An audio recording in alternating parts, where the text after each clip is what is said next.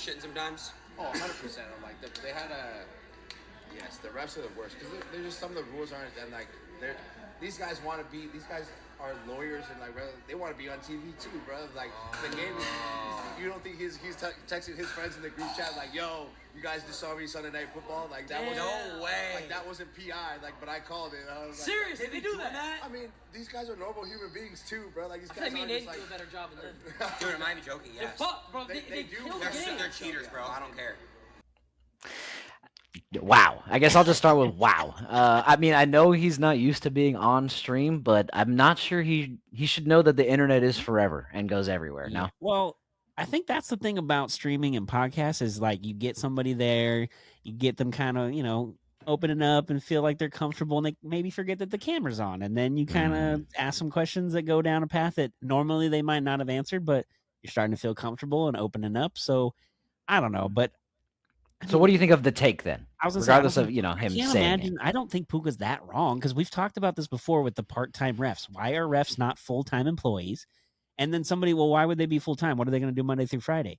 Go to a training facility somewhere centrally located in, I don't know, maybe 2 or 3 different stadiums in the area of the country and have them all go there and watch video and tape of the last game they worked and what you should have done better or what you could have called instead of this, or maybe they do some training because they are, a lot of these guys are in their 40s and 50s. So we want to keep them in health and shape and they'll run up and down the field with these young guys and ladies. My apologies. There are women refs.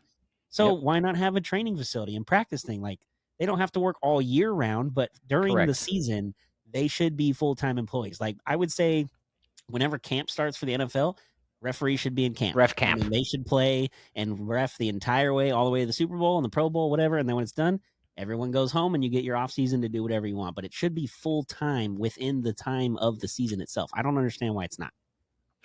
I couldn't agree more. I literally couldn't agree more. And I say that to say like fans who don't get paid probably pay more attention full time than these refs do. What else could they possibly be doing? What else could they possibly be doing? They should be paying attention to this. It's not like in the case of fans, we don't affect the game. Sure, our loud cheering might help a false start every once in a while for the opposite team, but that isn't affecting the game on a monumental level. Like the people who are refereeing it by bad calls, missed calls, extra calls, no calls, etc. Right? Wrong calls. Get this, maybe during that week of training or practice or whatever they're doing, they learn how to look on an iPad and watch a replay of a play that happened in another game that wasn't overturned but should have, or vice versa. And they can explain to them, okay, this should be called this way because of A, B, C, D. And it shouldn't be called this way because of A, B. Like, I don't, and then somebody made a good point on the replay stuff today on the radio. They were talking about this and why does the referee on the field have to go over to an iPad that's this big and look at it and try to figure out what the hell happened? Why does that referee, when they're being challenged or reviewed, get to review their own work? When somebody's challenging or reviewing my work, I have a boss or somebody above me that reads and goes over it to verify. So there should be somebody up in the booth that is literally their entire job every game is watching every single play on monitors. It should be a war room. And if there's a play that's in question, they just buzz up to him or her and they say, this is the call, go with it. They make the call and we move on. They've kind of started doing that with the assisted replay thing. I don't know why that's helpful. It helps it go quicker. Yeah, I totally agree. So do that with every challenge that we have or questionable call. Just what's the New York? Right and do it quickly. Exactly. What is that? Basketball? Yeah, they have Secaucus. I think it's New York. So that's NBA. NHL's got one, but like just have it within every building and a full-time referee do that the entire game. That could be one of the rotations of the positions that you have. So everyone at some point will be in the war room and then you'll be on the field and you'll be aside. Like, I don't know. That just logically makes a lot of sense to me, but I don't know. I just sell t-shirts at the end of the day. Nah, I totally agree. Yeah, the rest, I think we were talking about this too. I think refs should be held accountable. Yeah. I think how players say something, if you get a call egregiously wrong, I think it should be a fine. Like, not a lot. Like how we get a speeding $500.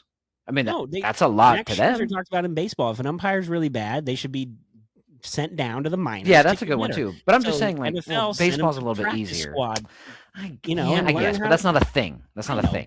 But I'm just saying, like, another way to people hate. People hate more than training, losing money.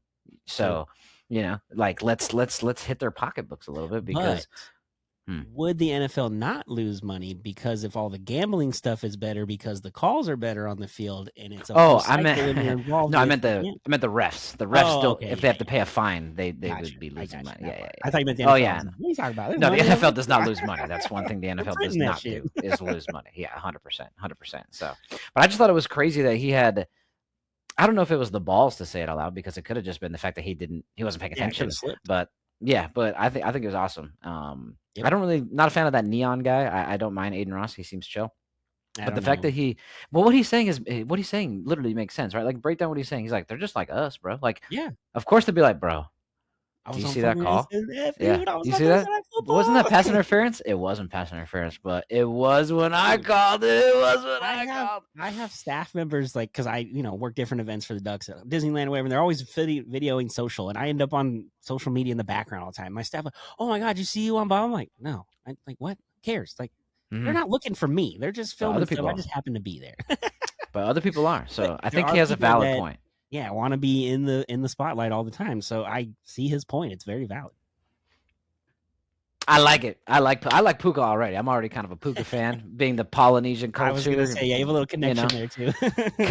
He's on the LA based team. Not a huge Rams fan, but kind of root for him every once in a while just because they are the local team.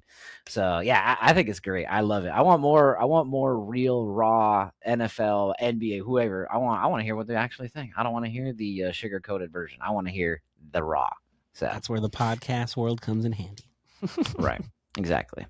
Speaking of raw, someone who has whose shoulder might be a tad bit raw from it being cold for so long, Philip Rivers, grandfather Rivers, old man Rivers, made it back to the NFL. Even threw a touchdown on Sunday in a game that honestly, like they were really close. And the Seahawks are a fantastic team. So that was pretty good. What do you think about 44-year-old Philip Rivers returning for the first time in the NFL since retiring back in 2020? I absolutely love it. I love Philip Rivers. As a kid, obviously, we've talked about we didn't have a team here in LA, so my dad and I would go down to San Diego every year and pick a game, whoever they were playing, it didn't matter. Sometimes the Titans, and I'd watch them lose. What else is new?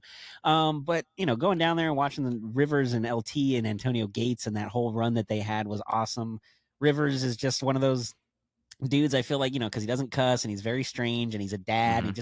He's kind of Kirk Cousins-ish as far as that goes. Like he is who he is and he's comfortable with it. And if you don't like it, like he don't care. And one of my favorite clips is when I think it's when he's against the Jags. He throws a touchdown and the guy goes like 85, 90 yards. And Rivers gets up off the floor and he's like, 90-yard touchdown. He's just like talking to himself. And the Jag guy's like, whoa, bro, like stop yelling in my face. Like, I'm just excited. You can't flag me for being excited. One of those guys, you're on his team, you love him, you want to play for him and run through a wall. But when you're on the other side, you probably get a little annoyed. But at the end of the day, he's a good dude. And it's nice. Unfortunately, he is on the Colts, so I'm not rooting for them to win any wins. You're rooting for the Colts. No, but I am rooting for Philip Rivers to have a fun time out there. And so far, so good. I mean, he's got his kids back home. He's coaching that are seeing him play. He's the second guy to be a grandpa in the NFL after Brett Favre. So a lot of things to like. I mean, hilarious. Philip Rivers, man, just a good guy as far as I'm concerned. Yeah, I actually love it. And I hate the people that are saying, well, yeah, but you're saying they missed out on Cam Newton and Colin Kaepernick? I'm so tired of it. Has nothing to do with race. More than I feel like half of the NFL has a black quarterback, so it has nothing to do with that. It could just be that he was just there. I know it was 5 years ago, but he was just there. He knows the system. Was it Steichen? He was his like offensive guru guy in San Diego and LA. So they've been together a long time. They know the lingo of the offense. Philip Rivers is having his high school team he's coaching running the same offense. So he's in it every day. So yeah, as long as he can stand there. And if you think about it, he was never a running quarterback. He could never hardly get out of the pocket. Correct. And they protect quarterbacks more now than ever. So now's the perfect time for a 44-year-old guy, I guess, to try it out there. That's true. Tom come on back, Tom. Where are we at? Get back here. Philip Rivers and Tom Brady in the AFC title game. That's back to 2007. I do like it. I do like it, though. I'm happy for him. And I think the one thing that everybody's talking about, I'm curious how much of a percentage you think this played a factor in him choosing to come back. The health insurance stuff. The whole NFL pays for the health insurance for 5 years. Well, this is the 5th year, and he got a lot of kids, and all of them are still under the legal limit that you can supply health care for. So what percentage do you think that was a determining factor? I don't, but also by coming back and playing a game, he reset his retirement clock into the Hall of Fame to another. You have to wait 5 years after you retire to be Correct. eligible. So that discussion had already been talked about before. Was is he a Hall of Famer? Is he not? He didn't win anything, but he had a lot of yards. But the yards meant nothing because they won nothing. Blah blah blah. But then also when he came So back did this Dan week, Marino, he was no only offense. like 180 yards above Matt Stafford for all time in passing yards. So now he's jumping. Oh yeah, away he's like, from Stafford. you're not passing me. I'm getting back out So, there. I don't know. That's just another little wrinkle of it. But I don't know. Again, it's a great story. It's awesome. I just don't want the Colts to win any games. But I do want to see Philip Rivers have a lot of fun and do some things out there that maybe nobody expected to do. So. I saw somebody at the beginning of the season put $1,400 on the Colts to win over 8.5 games. They started 7-1. Oh, they're 8-6, aren't they? They're now 8-6. And the last 3 games they play are the Niners, the Jags, I knew you were going to say and the Jags. Texans. Oh, 2 division tough teams. 2 division Nice. opponents, 2 good Nice. teams, and then the 49ers on Monday Night Football. Wow. Oh, So- Monday night. Ouch. Monday night. So the Ugh. crazy part is, right, 1,400 in. Right now, it's to pay 2,400. So it's supposed to win him $1,000, basically. Right now, the buyout is like at $1,500. And it's like, do you take? They're only one. They just need one win, just I one. know, but that's a 3. Or you lose everything because Yeah, I they was gonna just say, I think can't. I'd rather get something than nothing.